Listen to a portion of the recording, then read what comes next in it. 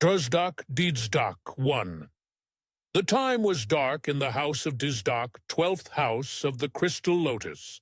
Sato, the second daughter to the lord of the house, had just given birth to a bastard son. Sato was a young elf. She was impetuous and ignored the traditions of the strict elfin society.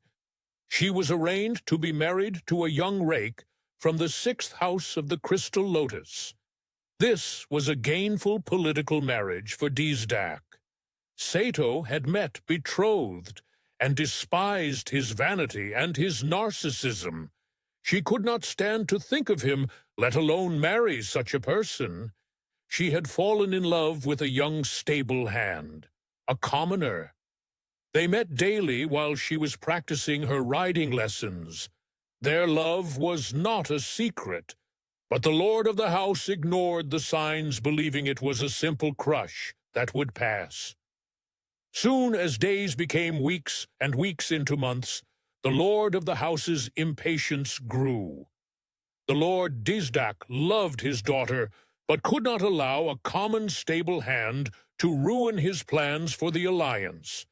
The marriage had to go through as planned.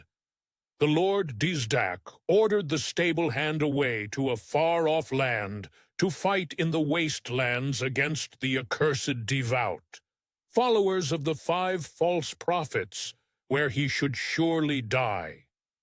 Meanwhile, the womenfolk learned that the young Sato was with child from her stable hand lover.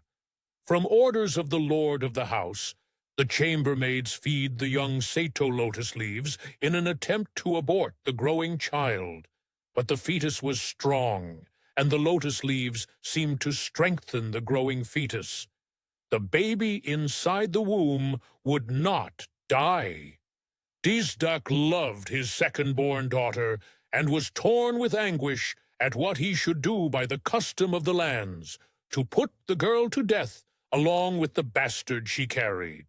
But he could not, so he hides her away. As the months went by, the shame of Sato could no longer be hidden. The family of the 6th house demanded satisfaction, or a feud would be declared. The lord Drz Dak knew he couldn't afford a feud with a stronger house, especially at the time of the lotus harvesting. He agreed that his daughter would be put to the sword. However, he delayed this until after the child was born. He had to have something to remember his daughter by. The lord raised Drz Dak with all the education due a grandson of the lord of the house of Drz Dak. He had best teachers in reading and writing, dragon riding, a flightless 2-legged lizard about the size of a horse, fencing, history, lotus lore, and military science. Even so, he was still just a bastard son of a disgraced second-born. He never was afforded any of privileges of rank outside of his schooling. As the young Drz Dak grew to manhood, he began to resent the rank of his cousins. He would best them in reading, writing, and all the martial skills, yet they seemed to get all the attention and prestige. As time passed, he was shut out of more of the house's business, with lord of the house growing older, and he lamented less over his younger daughter and was more concerned with current events. Drz Dak was forgotten to the lord. This made the young Drz Dak depressed and vengeful. The young Drz Dak wished he could advance his status, as the obsidian elves do, by assassination. But that is not the way of the Crystal Clan. He decided to join the army of the houses and protect the land from the evil of the devout.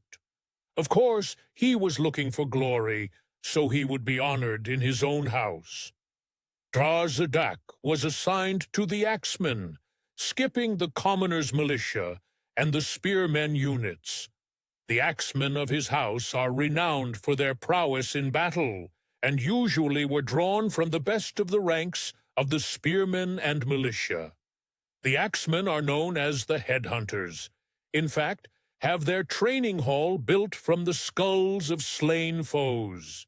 his house of Drz Dak, is known for their collection of heads of slain foes. 2. The young stable hand was sent to the wastelands for falling in love with someone above his station. He often thought of Sieto and about her betrothal to that rake. It just made him burn with hatred, how her father was forcing her into a marriage she does not want, only for political gain. Again, his blood boils through his veins. The stable hand did not know that Sieto and his one night of passion had led to a child. He was also the product of a political marriage. Although being of common blood, the lords made his parents marry in a village exchange. His father was a weaponsmith, while his mother was a maidservant. They raised him well and gave him what education their limited funds would buy. He learned to read and write. He also learned the smiting works of his father. Unfortunately, during a raid from the Obsidian clan, his father was slain in the defense of the village.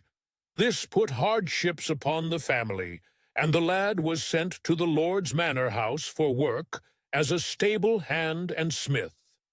While working the stables, he began a friendship with Sieto that begun with a few riding lessons from he to her as